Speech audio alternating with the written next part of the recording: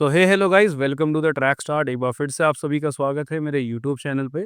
तो दोस्तों, इस वीडियो में जो हम बात करेंगे एनएसएनआईएस डिप्लोमा 1 ईयर कोचिंग कोर्स के एथलेटिक फील्ड से जो आपसे क्वेश्चन पूछे गए थे, प्रीवियस ईयर क्वेश्चन पेपर हम यहाँ पर डिस्कस करने वाले हैं। 2024 का ये क्वेश्चन पेपर है, जो कि आपके सेकंड शिफ्ट में पूछा गया था। देखिए, आप अगर ट्रैक एंड फील्ड की आप प्रिपरेशन कर रहे हैं कि आपको 1 ईयर डिप्लोमा कोचिंग कोर्स करना है 2026 में, तो आपके लिए जो है ना previous year question paper solve करना बहुत ही इंपॉर्टेंट है। 2023 का क्वेश्चन पेपर मैंने डाल रखा है, जिस पे भी काफ़ी अच्छा रिस्पॉन्स बच्चों का आ रखा है। तो ऐसी रिस्पॉन्स को देखते हुए जो है ना, मैं 2024 का भी आपके लिए लेके आ रहा हूँ। और इससे जो प्रीवियस ईयर के हैं आपके, जैसे 2020 से लेकर 24-25 तक के, मैं सारे क्वेश्चन पेपर आपके लिए यहाँ पर ट्राई करूँगा कि वीडियो के थ्रू आपको सॉल्व भी कराऊँ। और देखिए, प्रीवियस ईयर क्वेश्चन पेपर लगाने का बेनिफिट क्या होता है कि आपको एनएसएनआईएस में जो है ना काफ़ी सारे क्वेश्चन जो है वो रिपीटेड आते हैं। तो आपको एक बेसिक आइडिया भी पता चल जाता है कि किस टाइप के क्वेश्चंस आपसे पूछे जाएँगे, और आपको एक एक्सपीरियंस मिल जाएगा कि किस टाइप के क्वेश्चंस आ रहे हैं, कैसे उनको सॉल्व करना है, कैसे आपको जो है अपनी अप्रोच रखनी है। तो आपको काफ़ी बेनिफिट हो जाता है प्रीवियस ईयर क्वेश्चन पेपर लगाने से। चलिए वीडियो स्टार्ट करते हैं। तो ये क्वेश्चन पेपर है 2024 का एथलेटिक फील्ड का। सेकंड शिफ्ट का ये क्वेश्चन पेपर है, जो कि एनटीए ने ऑर्गेनाइज़ किया था। आपको पता होना चाहिए कि जो एनएसएनआईएस पटियाला का जो एंट्रेंस एग्ज़ाम है, वो कौन ऑर्गेनाइज़ कराता है? काफ़ी बारी ऐसा भी क्वेश्चन पूछ लिया जाएगा आपसे, या एनटीए का फुल फॉर्म पूछ लिया जाएगा। तो टोटल जो है 60 क्वेश्चन्स आते हैं, आप सभी को पता है। और इसमें जो है आपका मेन जो स्पोर्ट्स है, यानी कि जैसे अगर आप ट्रैक एंड फील्ड से हैं, किसी अदर गेम्स है जैसे स्विमिंग, बैडमिंटन, बास्केटबॉल, तो उसके जो है 25 क्वेश्चन्स आपसे पूछे जाएँगे। चलिए पहला क्वेश्चन यहाँ पर देख लेते हैं। देखिए, क्वेश्चन मैं आपको सॉल्व कराऊँगा ही, उसके साथ-साथ में जैसे इस क्वेश्चन से रिलेटेड अदर क्वेश्चन क्या बन सकता है, वो भी आपको यहाँ पर बताऊँगा। तो देखिए, फर्स्ट क्वेश्चन आपसे क्या पूछा गया है कि which of the following event is not included in heptathlon, यानी कि हेप्टाथलॉन जो इवेंट है, उसमें कौन-सा ये ऑप्शंस में से इवेंट जो है ना वो नहीं है। हेप्टाथलॉन पहली बात होता क्या है? ये आपको पता है? अगर नहीं पता, तो इसके ऊपर जो है मैं पहले ही ऑलरेडी वीडियो डाल चुका हूँ। इसका लिंक आपको नीचे डिस्क्रिप्शन में मिल जाएगा, या चैनल पे आप जा सकते हो ट्रैक एंड फील्ड के। तो इसका जो है पार्ट अभी फर्स्ट पार्ट आ रखा है, क्योंकि रिस्पॉन्स अच्छा नहीं दिया आप लोगों ने, तो सेकंड पार्ट नहीं आया। अब लेकिन ट्राई कर रहा हूँ कि सेकंड पार्ट भी लेके आ जाऊँगा इसका, ओके? तो मैं आपको वहाँ पर जो है लेके चलता हूँ। तो देखिए, classification of track and field, तो इसमें जो है ना मैंने ट्रैक के कितने इवेंट हैं आपके, फील्ड के कितने इवेंट हैं, और जो कंबाइन इवेंट्स होते हैं, जैसे कि डेकाथलॉन हो गया और हेप्टाथलॉन हो गया, इसके बारे में भी डिटेल यहाँ पे बताइए। तो देखिए, डेकाथलॉन से भी क्वेश्चंस बनते हैं आपके हर साल। डेकाथलॉन से या हेप्टाथलॉन से एक क्वेश्चन कंपल्सरी है कि आपका बनेगा ही बनेगा। तो इस जो चार्ट को है ना पूरा आप याद कर लीजिएगा, ये पूरा चार्ट, ठीक है? तो देखिए, हेप्टाथलॉन में टोटल इवेंट आपसे पूछ सकता है कि कितने होते हैं। टोटल इवेंट 7 होते हैं। हेप्टाथलॉन में कौन पार्टिसिपेट करते हैं? ये सिर्फ़ ओनली ऑन फीमेल के लिए जो है ये इवेंट होता है। ये पूरा जो कॉम्पिटिशन आप इसको कह लीजिए, तो इसमें सिर्फ़ फीमेल जो कैंडिडेट हैं वही पार्टिसिपेट कर सकती है, मेल नहीं। मेल के लिए क्या है? डेकाथलॉन, और इसमें टोटल इवेंट होते हैं 10, यहाँ पर आप स्क्रीन पर देखोगे, और 2 दिन आपका ये इवेंट चलता है, ठीक है? अब हेप्टाथलॉन के इवेंट में सीक्वेंस भी पूछ लेगा आपसे कि डे 1 में कौन-कौन से इवेंट होते हैं, सीक्वेंस बताइए। तो सीक्वेंस जो है 100 metre, high jump, shot put और 200 मीटर। सेकंड डे में आपसे पूछ सकता है, तो लॉन्ग जंप हो गया, जेवलिन थ्रो और 800 मीटर हो गया आपका यहाँ पर, ये इवेंट हो गए टोटल। इसी तरीके से जो है डेकाथलॉन के भी इवेंट्स आपसे पूछ लेगा, तो ये आप अच्छे से पढ़ लीजिएगा कि क्या ऑर्डर है, कौन से नंबर पे, जैसे कि आपसे पूछ लेगा कि फर्स्ट डे 3rd नंबर पे कौन सा इवेंट होता है, तो ये आपसे यहाँ पर पूछ सकता है, किसी में भी डेकाथलॉन में या हेप्टाथलॉन में। तो आपको ये चीज़ें पता होनी चाहिए, तो इसको अच्छे से रट लीजिएगा, क्योंकि ये क्वेश्चन जो है ना आपसे पूछा ही जाएगा, चाहे एनएसएनआईएस हो या कोई एडवांस लेवल का आपका कोर्स हो, जैसे यूजीसी नेट हो गया, या फिर किसी भी कॉम्पिटिटिव एग्ज़ाम की प्रिपरेशन कर रहे हैं, तो उसमें ये क्वेश्चन बनता ही है एक यहाँ से।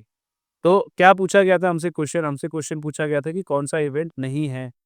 तो यहाँ पर आप देखोगे, तो हाई जंप, लॉन्ग जंप है, जेवलिन थ्रो है, डिस्कस थ्रो नहीं है यहाँ पर, है ना? तो डिस्कस थ्रो यहाँ पर एक बार क्लियर कर लीजिएगा। देखिए, यहाँ पर हाई जंप है, लॉन्ग जंप है, जेवलिन थ्रो है, बट यहाँ पर जो है डिस्कस थ्रो नहीं है, ठीक? तो इसका आपका जो राइट आंसर होगा वो होगा ऑप्शन नंबर 4। इसके बाद नेक्स्ट क्वेश्चन के ऊपर हम चलेंगे। सो ये आपका नेक्स्ट क्वेश्चन, यस, ये रहा। Which country won the gold and silver medal in marathon women in Tokyo 2022 Olympic? यानी कि टोक्यो 2020 जो ओलंपिक हुआ था, उसमें कौन सी कंट्री के विमेन मैराथन में जो है गोल्ड एंड सिल्वर मेडल आया था? ये आपको पता होना चाहिए। आप अगर एक true track and field lover हैं या ट्रैक एंड फील्ड से आप कोचिंग फील्ड में जाना चाह रहे हो, तो आपको ये चीज़ें पता होनी चाहिए कि प्रीवियस जो आपके जितने भी ओलंपिक हुए हैं उसमें किस इवेंट में किसके मेडल आए हैं, क्या रिकॉर्ड है, रिकॉर्ड याद रखना मस्ट है आपके लिए, तभी आप एक बेटर कोच बन पाएँगे। सो इसमें जो है option Kenya, Japan, USA, England. तो कौन-सी कंट्री की विमेन जो है मैराथन में गोल्ड एंड सिल्वर आया था? तो इसका राइट आंसर आपको अगर नहीं पता तो बता देता हूँ। Option number 1 Kenya is right answer. इसके जो 2 विमेन हैं, एक का नाम है पेरिस जेपचेट्चिर करके जो हैं ये एथलीट हैं। तो इनका गोल्ड मेडल आया था। इसके बाद सिल्वर मेडल आया है ब्रिज कैसगी का, ठीक? तो इसमें जिन इन दोनों विमेन का जो है ये मेडल आया था और ये केनिया के ही हैं। नेक्स्ट हम आगे चलते हैं। तो इसमें पूछा गया है कि what is the radius of shot put circle, यानी कि शॉट पुट का जो सर्कल है, उसका रेडियस कितना होता है? यहाँ पर ऑप्शन आप देख लीजिएगा 1.096, सेकंड ऑप्शन है 1.089, थर्ड ऑप्शन है 1.066, फोर्थ ऑप्शन यहाँ पर आप देख सकते हो 1.067। देखिए शॉट पुट के ऊपर भी अभी वीडियो जो सेकंड पार्ट में है उसमें आएँगे, थ्रोइंग इवेंट्स आपके जितने भी हैं सारे। तो वो उसमें आएँगे, तो बट बा यहाँ पे जो है मैं आपको पीपीटी के थ्रू एक बारी बता देता हूँ। सो येस, ये जो है आपका नेक्स्ट पार्ट आने वाला है ट्रैक एंड फील्ड का, पूरा प्रिपेयर हो रखा है बट मेरे को टाइम नहीं मिला कि आपको ये जो है वीडियो अपलोड कर दूँ। सो यहाँ पर आप देखोगे सर्कल का डायमीटर आपका कितना होता है, ये पूरा आपका फील्ड ऑफ प्ले है शॉट पुट का। सो इसमें पूछा क्या गया है कि रेडियस पूछा गया है, तो रेडियस यहाँ पर 1.067 मीटर है। ठीक? तो यानी कि ऑप्शन नंबर 4 मेरे को दिख रहा था, हाँ जी, option number 4 is your right answer. Okay? So option number 4 आपका जो है राइट आंसर है। इसके बाद नीचे अगर हम चले नेक्स्ट क्वेश्चन के ऊपर, तो क्या पूछा गया आपसे? ये रहा क्वेश्चन, आप स्क्रीन पर देख सकते हैं। In which of the following event toe as well as heel spike nail are used, यानी कि जो आपका स्पाइक होता है, वो जो शूज़ होता है बेसिकली, तो उसमें जो है टो और हील पे स्पाइक कौन से इवेंट में लगे रहते हैं, वो पूछा गया है। देखिए, आपको जनरली आइडिया होगा कि जो most of the track and field के इवेंट हैं, उनमें जो है 4 फुट यानी कि टो पे जो है स्पाइक यूज़ किए जाते हैं।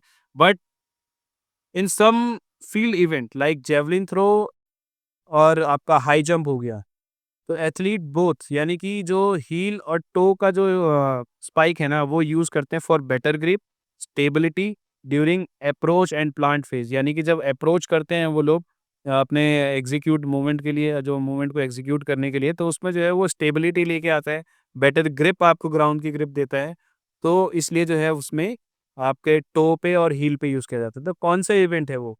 मैं आपको बता चुका हूँ, वो है आपका जेवलिन और हाई जंप। इसका जो स्पाइक होता है ना, वो जो नेल्स आपके लगते हैं, वो टो पे भी और हील पे भी लगते हैं, ठीक? अब इसमें एक और क्वेश्चन ये बनता है कि काउंटिंग कितनी होती है, कि कितने आगे लगेंगे, 3 या 2 या 4 कितने लगेंगे? वो आप जो है अपनी रिसर्च कीजिए।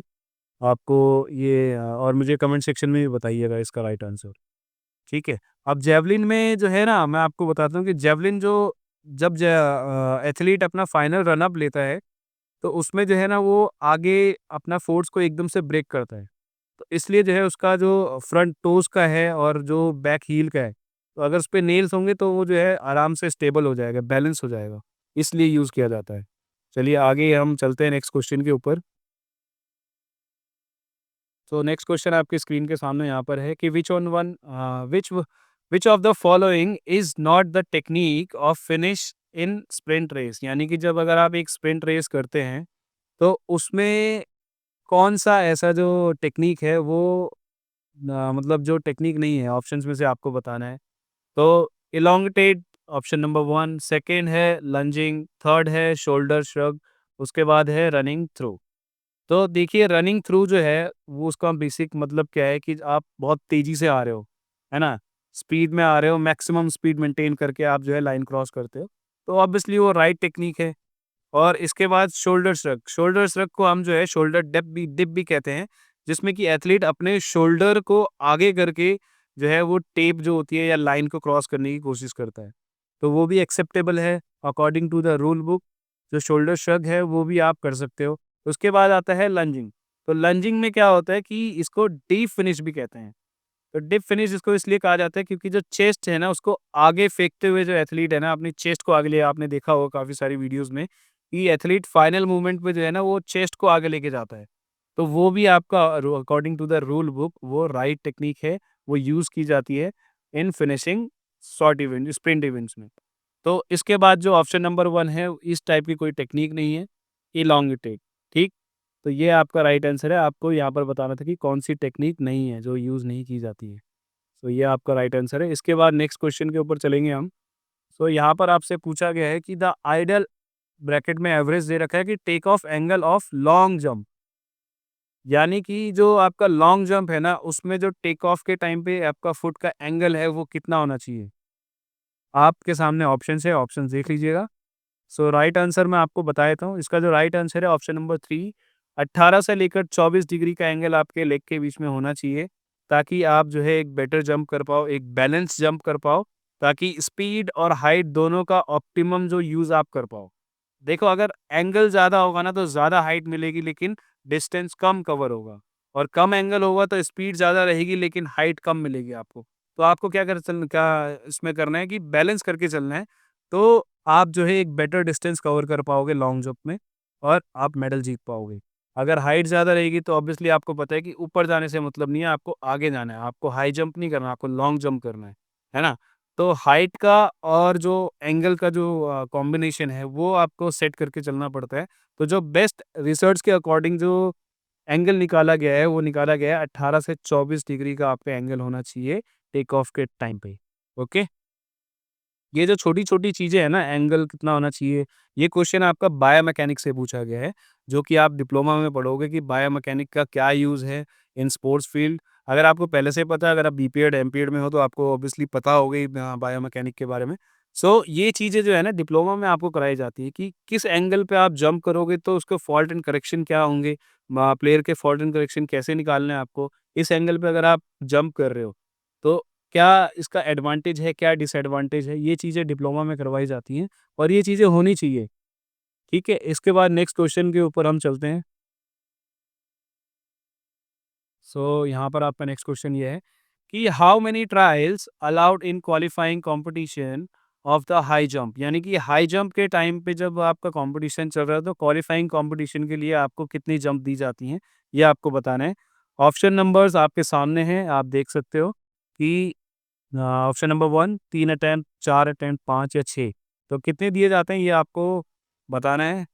सो इसका जो अगर आपको राइट आंसर नहीं पता, तो देखिए हर हाइट अटेम्प्ट करने के लिए जो है ना 3 अटेम्प्ट या 3 ट्रायल जो है वो अलाउड होते हैं प्लेयर को। अगर जो एथलीट है 3 बार में फेल कर जाए एक ही हाइट पर, तो वो आउट यानी कि एलिमिनेट हो जाता है, हो जाएगा। और यदि अगर वो जो है क्रॉस कर लेता है विदिन 3 अटेम्प्ट, तो वो आगे उसकी जो है हाइट बढ़ा दी जाएगी, वो आगे क्वालीफाई करता जाएगा। अगर कोई प्लेयर जो है ना 3 अटेम्प्ट में एक सर्टेन हाइट को क्रॉस कर लेगा, तो उसके बाद उसको नेक्स्ट आगे 3 अटेम्प्ट दिए जाएँगे नेक्स्ट हाइट के लिए। तो जो राइट आंसर है आपका यहाँ पर ऑप्शन नंबर 1, ये आपका राइट आंसर है, ठीक? ऑप्शन नंबर 1 आपका राइट आंसर है, 3 अटेम्प्ट दिए जाते हैं। सो नेक्स्ट क्वेश्चन के ऊपर हम चलते हैं आगे। सो क्वेश्चन आपसे पूछा गया है कि the Olympic record of 1500 metre women is, यानी कि ये क्वेश्चन पेपर आपका पूछा गया है 2024 का। सो उससे पहले के जो रिकॉर्ड्स थे वो आपसे पूछे गए हैं यहाँ पर, ठीक है? तो ये आपको बताना है कि 1500 मीटर विमेन ओलंपिक रिकॉर्ड कितना था उस टाइम पे, और लेटेस्ट कोई आपका जो रिकॉर्ड है वो भी आप मुझे कमेंट सेक्शन में बताइएगा। आगे मैं आपको बता दूंगा इसका राइट आंसर। तो देखिए इसका जो राइट आंसर है वो अभी जो लेटेस्ट में चल रहा है, जो पेरिस ओलंपिक 2024 में बनाया गया था, वो सेम एथलीट के द्वारा बनाया गया था उस टाइम पे भी। तो अभी रिकॉर्ड चल रहा है 3 मिनट 51 सेकंड पॉइंट 29। यहाँ पर ये रिकॉर्ड है 1500 मीटर वीमेन के लिए ओलंपिक में जो सेट किया गया है। फेथ केप योंग इनका ये नाम है। सो ये जो ओलंपिक रिकॉर्ड बना था 2024 पेरिस में बना था। इससे पहले का जो आपने यहाँ पर ऑप्शंस में देखोगे ना, तो राइट आंसर आपका जो होने वाला है सेम एथलीट ने जो है टोक्यो 2020 में बनाया था। इसका राइट आंसर आपका है ऑप्शन नंबर 3 कि 3 मिनट 53 सेकंड पॉइंट 11, ये आपका राइट आंसर है ऑप्शन नंबर 3, ठीक? तो रिकॉर्ड्स आप याद कर लीजिएगा, ज़्यादातर जो रिकॉर्ड है ना आपके वीमेन से पूछे जाएँगे या फिर शॉर्ट इवेंट के पूछे जाएँगे आपसे। शॉर्ट, लॉन्ग, वीमेन के ज़्यादातर आप याद कर लीजिएगा, तो आपका बेटर यहाँ पर आपका रिज़ल्ट आ जाएगा। इसके बाद नेक्स्ट हम चलते हैं क्वेश्चन नंबर 9 के ऊपर कि who will check the athlete are competing in correct heat और रेस, यानी कि कौन जो है वो चेक करता है कि एथलीट जो है करेक्ट है अपनी हीट के अकॉर्डिंग और रेस में जो है वो मतलब सही है। तो ये कौन देखता है? स्टार्टर देखता है या स्टार्टर असिस्टेंट देखता है या रिकॉलर देखता है या मार्शल देखता है? तो देखिए एक एक करके हम इन सभी की जो है ड्यूटीज़ पढ़ लेते हैं। तो according to the your rule book, athletic rule book, जो आपकी वर्ल्ड एथलेटिक की रूल बुक है, उसको एक बार आप पढ़ लीजिएगा, तो आपके जो है हो सका ये 25 में से जो है 20 क्वेश्चंस आपके सारे राइट होंगे। देखिए स्टार्टर जो है ना, रेस स्टार्ट करने के लिए रिस्पॉन्सिबल होता है, यानी कि जो पिस्टल का साउंड होता है या स्टार्टिंग डिवाइस का यूज़ करते हुए वो स्टार्टर का काम होता है। रिकॉलर का क्या काम होता है? अगर फॉल्स स्टार्ट हो या इर्रेगुलर हो जाए कोई रेस में या दोबारा रिकॉल होता है, तो रिकॉलर का काम है उसको रिकॉल करना कि कोई फाउल स्टार्ट हो गया है, तो वो रिकॉलर का काम होता है। इसके बाद असिस्टेंट जो स्टार्टर असिस्टेंट है, उसका क्या काम होता है कि एथलेटिक को जो एथलीट है, एथलीट को करेक्ट हीट और लेन में लाइन अप करने के लिए जो है वो हेल्प करेगा। उसके बाद उसको जो है स्टांस चेक करेगा कि उसका स्टांस सही है कि नहीं है। ठीक, तो ये इसका आपका राइट आंसर हो गया ऑप्शन नंबर 2, स्टार्टर असिस्टेंट। यानी कि स्टार्टर असिस्टेंट जो है वो चेक करता है कि एथलीट जो है वो अपनी करेक्ट हीट के अकॉर्डिंग आ रखा है, करेक्ट लेन में है, ये सारा काम होता है स्टार्टर असिस्टेंट का। मार्शल का क्या काम होता है? मार्शल का काम सिंपल होता है कि स्टेडियम में जो ऑर्डर मेंटेन करना होता है ना, वो उसका काम होता है कि सभी जो है जो आपकी रेस की हीट है उसको चेक करना कि सभी सही से चल रही कि नहीं चल रही, और ऑर्डर ऑफ मेंटेनेंस जो है ना वो सारी चीज़ें उसका स्टेडियम के अंदर कि सब कुछ सही चल रहा है कि नहीं चल रहा है, वो मार्शल का काम होता है। ठीक है, इसको और डिटेल में जो है किसी और वीडियो में पढ़ाऊँगा आपको कि ऑफिशियल्स ड्यूटी के बारे में। इसके बाद नेक्स्ट यहाँ पर क्वेश्चन हम देख लेते हैं। क्वेश्चन नंबर 10 पे हम आ चुके हैं कि what is the objective of exchange phases in 4 into 100 metre relay? जो आपकी 4 इंटू 100 मीटर रिले होती है, उसका जो एक्सचेंज फेज होता है वो कितना होता है? तो आपके सामने ऑप्शंस यहाँ पर देख सकते हो कि reach quickly in exchange zone, यानी कि एक्सचेंज जोन क्या होता है ये आपको पता होना चाहिए। इसके बाद है ऑप्शन नंबर 2 कि to pass the baton safely and quickly, ये हो गया। जो ऑब्जेक्टिव है वो पूछा गया आपसे कि एक्सचेंज का जो है जो बटन एक्सचेंज करते हैं आप, तो उसका क्या ऑब्जेक्टिव है? To touch the baton safely या फिर एक्सेलरेट द फेज। ठीक है, सो आपको राइट आंसर बताना है, एक एक करके ऑप्शंस के बारे में जान लेते हैं। देखिए इसमें ऑप्शन नंबर 1 दे रखा है कि reach quickly in exchange zone, यानी कि जो जरूरी है लेकिन वो ऑब्जेक्टिव नहीं है, ये एक स्टेप है बस। ठीक, सो ऑप्शन नंबर 2 में क्या दे रखा है कि to pass the baton safely and quickly. Yes, ये इसका राइट आंसर है। ये इसका जो है मेन ऑब्जेक्टिव है कि जो आप बटन पास कर रहे हो वो सेफली और जल्दी से जल्दी हो जाए। इसके बाद है to touch the baton safely, ये ऑप्शन नहीं है क्योंकि सिर्फ टच करने से जो है वो आप आगे बटन को कैसे लेके जाओगे। एक्सेलरेट द फेज, ये जो है ना ये एक तरीके से जो है ये नेक्स्ट रनर का काम होता है कि एक्सचेंज फेज में जो है डायरेक्ट ऑब्जेक्ट नहीं है ये, ठीक है। एक्सेलरेट जो फेज होता है वो जो है आपके नेक्स्ट रनर का काम है कि वो फेज को जो है एक्सेलरेट करके रखेगा, तो तभी वो आगे स्पीड में जा पाएगा। तो इसका राइट आंसर आपका ऑप्शन नंबर 2 है कि to pass the baton safely and quickly. So ये आपका राइट आंसर है। आई होप आपको समझ में आ रहा हो सारी चीज़ें। कोई भी डाउट हो तो कमेंट सेक्शन में मुझसे पूछ लीजिएगा। इसके बाद क्वेश्चन नंबर 11 यहाँ पर पूछा क्या गया है, how many athlete are selected for the final of an international javelin throw competition, यानी कि जो आपका जेवलिन थ्रो का कंपटीशन है उसमें कितने एथलीट आपके फाइनल में जाते हैं, ये आपसे पूछा गया है। तो फील्ड इवेंट जैसे कि shot put, discuss, javelin, hammer और हो गया आपके लॉन्ग जंप, ट्रिपल जंप में जो है क्वालिफिकेशन राउंड के बाद टॉप 12 एथलीट को क्वालिफाई किया जाता है। देखिए फाइनल में सबको 3-3 अटेम्प्ट मिलते हैं, ये आप याद रख लीजिएगा। उसके बाद जो क्वालिफाई हो जाते हैं उनको टॉप 8 एथलीट को जो है एक्स्ट्रा 3 अटेम्प्ट दिए जाते हैं, तो टोटल जो है 6 अटेम्प्ट हो गए। ठीक, अब इसमें जो है राइट आंसर क्या है आपका यहाँ पर क्वेश्चन क्या दिया गया था कि how many athlete are selected for the final of an international javelin throw competition, यानी कि जेवलिन थ्रो के फाइनल में कितने एथलीट सेलेक्ट होते हैं, ये आपसे पूछा गया है। तो इसका जो राइट आंसर है आपका ऑप्शन नंबर 12 आपका राइट आंसर होने वाला है यहाँ पर, कि क्वालीफाइंग राउंड के बाद जो है टॉप 12 एथलीट को जो है क्वालीफाई स्टैंडर्ड के मीट के हिसाब से जो है उनको फाइनलिस्ट किया जाता है। तो ऑप्शन नंबर 4 आपका राइट आंसर है यहाँ पर 12। ओके, चलिए नेक्स्ट क्वेश्चन के ऊपर चलते हैं। क्वेश्चन नंबर 12 कि in 400 metre race the second lane runner started with a stagger of 7.04 meter. What will be the his displacement at the competition? So ये at the competition of the race, यानी कि आपसे ये पूछा गया है कि जो लेन नंबर सेकंड, इमेजिन कीजिए कि लेन नंबर 2 का जो एथलीट है वो अपने स्टैगर पे खड़ा है, वो वहाँ से डिस्प्लेस हो जाता है। तो उसने जो टोटल डिस्टेंस कवर किया है वो कितना होगा? वो ऑब्वियसली 400 मीटर होगा, पर इसका डिस्प्लेसमेंट जो आएगा वो माइनस में आएगा। अगर आप लेन नंबर 3 को भी लेके चलते हैं तो जो उसका स्टैगर है, उस पे उसका माइनस लग जाएगा। तो ये आपका यहाँ पर है, ये option number 3 will be your right answer. -7.04 metre ये इसका डिस्प्लेसमेंट होगा, तो ये आपका राइट आंसर है। ओके, इसके बाद सो हम नेक्स्ट क्वेश्चन के ऊपर चलते हैं। क्या पूछा गया आपसे क्वेश्चन नंबर 14 में, यहाँ पर आप स्क्रीन पर देखोगे question number 14। What is the stagger distance of 6 lane in 400 metre, यानी कि 400 मीटर रेस में आपका जो 6 प्लेस पे जो एथलीट खड़ा रहता है वो जो है उसका स्टैगर का कितना डिस्टेंस रहता है स्टार्टिंग लाइन से। तो ये आपसे पूछा गया है, आपको डिफरेंट लेन की जो है पूछ सकते हैं स्टैगर की, फर्स्ट लेन या सेकंड लेन, थर्ड लेन, किसी भी लेन का आपसे स्टैगर पूछ लेगा कि कितने डिस्टेंस पे रहता है। तो इसके ऊपर मैं पहले ही ऑलरेडी वीडियो बना चुका हूँ, तो वो आप देख सकते हैं। इसका जो पीपीटी है वो टेलीग्राम पे मेरे चैनल पे डाला हुआ है। तो यहाँ पर आप देख सकते हो कि फुल स्टैगर जो यूज़ किया जाता है 400 मीटर और 4 इंटू 100 मीटर रेस के लिए यूज़ किया जाता है। इसके बाद अदर जो रेसेस होती हैं, आपके डिफरेंट टाइप की रेसेस हैं, इवेंट्स हैं, तो उसके हिसाब से जो है स्टैगर यहाँ पे बताया गया है। तो जो 6 लेन का यहाँ पर पूछा गया है तो उसका है 37.70 मीटर। तो अभी राइट आंसर इसका क्या होने वाला है? ऑप्शन नंबर 2 इसका राइट आंसर है 37.70 मीटर।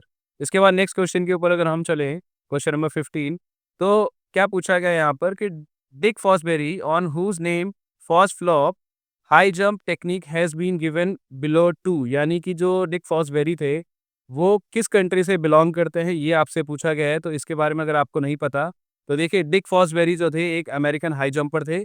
इन्होंने जो है 1968 मेक्सिको ओलंपिक में जो है गोल्ड मेडल जीता था और उस टाइम पे इन्होंने एक न्यू टेक्निक जो है वो इन्वेंट करी थी, जिसको कि उस टाइम पे बैक फर्स्ट स्टाइल के नाम से जाना जाता है, जो कि आज के टाइम पे इन्हीं के नाम पे जो उस टेक्निक का जो बुलाया जाता है, जो कि फॉसबेरी, जो कि आज भी यूज़ किया जाता है और आगे भी क्या पता ये टेक्निक थोड़ा-सा और इन्वेंट हो जाए।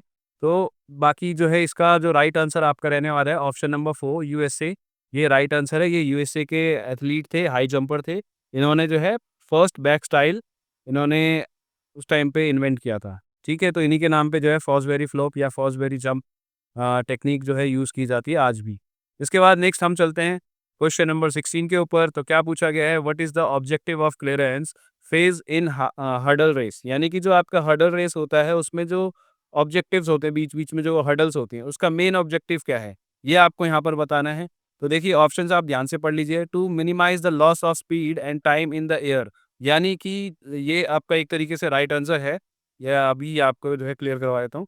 तो देखिए जो है स्पीड को मिनिमाइज़ मतलब कम से कम जो है उसको इफ़ेक्ट पड़ना चाहिए स्पीड पे, स्पीड कम नहीं होनी चाहिए और कम से कम टाइम में जो है एयर में रह के उसको क्रॉस करना है, जो कि एक लॉजिकल पॉइंट है कि अगर आपको हर्डल क्रॉस करना है तो आपको अपनी स्पीड भी लॉस नहीं करनी है और आपको जो है जल्दी से जल्दी जो है हर्डल को क्रॉस करना है। ठीक, इसके बाद बाकी ऑप्शंस जो हैं वो सभी गलत हैं, आप एक बार इनको पढ़ लीजिएगा। इसके बाद हम नेक्स्ट क्वेश्चन के ऊपर चलते हैं 17। तो यहाँ पर क्या पूछा गया है? What is the objective of starting position in preparatory phase in hurdle throw, यानी कि सॉरी हैमर थ्रो। ओके, यहाँ पे हर्डल नहीं हैमर थ्रो है। यानी कि जो हैमर थ्रो का जो प्रिपरेटरी पोजीशन होती है उसका मेन ऑब्जेक्टिव क्या होता है, ये आपको यहाँ पर बताना है। इसका मेन ऑब्जेक्टिव होता है, यहाँ पर ऑप्शंस आपके सामने है, इसको पढ़ लीजिए कि टू इनिशिएट द थ्रो, यानी कि थ्रो को जो है वो ये इनिशिएट करना। बट यहाँ पर ये ऑप्शन गलत है। यहाँ इसका क्या मतलब होगा कि ये ओवरऑल एक्शन को जो है उसका मकसद है, ये जो आप जो थ्रोइंग के लिए इनिशिएट लोगे उसका जो है ये ओवरऑल पर्पस होता है। एक्शन होता है। बट इसके बाद नेक्स्ट ऑप्शन पे देखते हैं हम, टू रिलीज द हैमर, ये भी जो है प्रिपरेटरी फेज का मेन ऑब्जेक्टिव नहीं होता है। To get the speed and, तो ये एक तरीके से आप इसको कह सकते हो कि स्पीड तो जो है ना वो टर्निंग के दौरान ही आएगी, है ना? सो इसके बाद जो है ऑप्शन नंबर 4 हम देख लेते हैं, जो कि मेरे को सही लग रहा है, कि to initiate the acceleration of the hammer. So ये जो है प्रिपरेटरी फेज का जो है मेन ऑब्जेक्टिव होता है ऑप्शन नंबर 4, कि प्रिपरेटरी जो फेज होता है ना आपका, उसमें क्या करोगे आप? एक्सेलरेशन करोगे, है ना? तो ये आपको ऑप्शन नंबर 4 राइट आंसर है। जब भी आप जो है हैमर थ्रो को लेंगे तो उसको जो है स्पीड में लाने के लिए क्या करना पड़ेगा? फर्स्ट फेज क्या है उसका? जो प्रिपरेटरी फेज है वो एक्सेलरेशन है। देखिए इसी टाइप के जो डिफरेंट टाइप के आपके फेजेस होते हैं ना, ये डिप्लोमा के अंदर आपको पढ़ाया जाता है, कि जो जैसे हर्डल हो गया, इसके कितने फेजेस होते हैं, रिकवरी फेज में क्या होना चाहिए, प्रिपरेटरी फेज में क्या होना चाहिए, जो इसका मेन फेज है उसमें क्या होता है, और उसी हिसाब से आपको जो है आगे एथलीट को ट्रेन करना पड़ता है। तो ये सारी चीज़ें डिप्लोमा में सिखाई जाती हैं। इसके बाद नेक्स्ट आपको लेके चलता हूँ नेक्स्ट क्वेश्चन के ऊपर, क्वेश्चन नंबर 18। तो क्या पूछा गया है यहाँ पर? The objective of the recovery phase in the discus throw. देखिए यहाँ पर फेजेस से काफ़ी सारे क्वेश्चन बने हैं, और पीछे भी जो है पिछले साल भी बने हुए थे।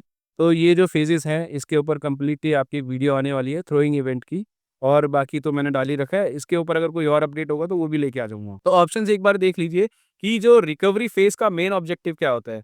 टू अनस्टेबल द थ्रोवर, ये तो बिल्कुल नहीं, अनस्टेबल करेगा तो ये रिकवरी फेज ही नहीं आएगा। So to get the more rotation force, नहीं, और रोटेशन वो क्या करेगा? जब उसने थ्रो कर दिया उसके बाद वो रिकवरी फेज में आता है, तो उसके बाद उसको और रोटेशन की जरूरत क्या है? इसके बाद नेक्स्ट ऑप्शन पूछा गया है कि to start the thrower soon. इसके बाद ऑप्शन नंबर 4 आप यहाँ पर देखिए, to stabilise the thrower and avoid fouling. Yes, ये इसका राइट आंसर है ऑप्शन नंबर 4, कि जब एक थ्रोवर जो है ना, जो जिसने डिस्कस थ्रो कर दिया है, उसके बाद क्या करेगा? वो अपनी बॉडी को स्टेबलाइज करेगा, स्टेबल करेगा, और जो है कम से कम फाउल करने का ट्राई करेगा। तो ये उसका मेन जो रिकवरी फेज का है, ये मेन ऑब्जेक्टिव होता है कि बॉडी को स्टेबल करना और फाउल ना हो। ये चीज़ जो है रिकवरी फेज का मेन ऑब्जेक्टिव होता है। ओके, इसके बाद हम आगे चलते हैं नेक्स्ट क्वेश्चन के ऊपर। तो ये आपसे यहाँ पर पूछा गया है कि what is the height of 110 100 metre hurdle, यानी कि 110 मीटर हर्डल रेस जो है, उसमें हर्डल की हाइट कितनी होती है, ये आपसे पूछा गया है। पहले एलिमिनेट कर दीजिए, 3 मिनट और 1 मिनट, ये जो है दोनों ऑप्शन गलत है। अब इसमें से जो है ऑप्शन नंबर 1 और ऑप्शन नंबर 2 में से आपको यहाँ पर राइट आंसर बताना है, इसका क्या राइट आंसर होगा। तो ये जो है ना, मैं आपको वीडियो में पढ़ा चुका हूँ पहले ही, कि हर्डल की हाइट कितनी होती है मेन के लिए, वीमेन के लिए। तो ये सारी चीज़ें आपको ऑलरेडी पढ़ा चुका हूँ, तो इसका राइट आंसर जो है 1.067 मीटर आपका राइट आंसर है। नेक्स्ट क्वेश्चन के ऊपर हम चलते हैं, क्वेश्चन नंबर 20, कि how many attempt are allowed in one height of high jump competition. देखिए हाई जंप कॉम्पिटिशन में जो है ना, मैं पहले ही बता चुका हूँ कि आपको हर एक हाइट को क्रॉस करने के लिए ना, जैसे अगर यहाँ पे एथलीट ने ये वाली हाइट क्रॉस कर ली है, इसके लिए आपको 3 अटेम्प्ट दिए जाते हैं। कितने? 3। इसके बाद अगर उसको हाइट बढ़ानी है, उसकी हाइट बढ़ गई यहाँ पे, उसके लिए भी उसको 3 ही अटेम्प्ट मिलेंगे। तो राइट आंसर ऑप्शन नंबर 4 आपका राइट आंसर है। इसके बाद हम जो है आगे चलते हैं, कि dash is the style of long jump, यानी कि लॉन्ग जंप का जो स्टाइल है वो क्या है? इन ऑप्शंस में से आपको बताना है। तो अगर आपको आप अच्छी नॉलेज रखते हैं तो आप इसको ईज़िली बता पाएँगे। अगर आप लॉन्ग जंप से हैं तो आपको एक ही बार में जो है ये क्वेश्चन आप टिक कर देंगे।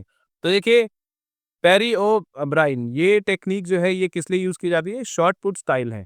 इसके बाद डिस्को पुट, ये जो है आपका ये भी सेम शॉट पुट में यूज़ किया जाता है। इसके बाद सैडल रोल जो यूज़ किया जाता है वो हाई जंप टेक्नीक होती है, अगर आपको पता हो।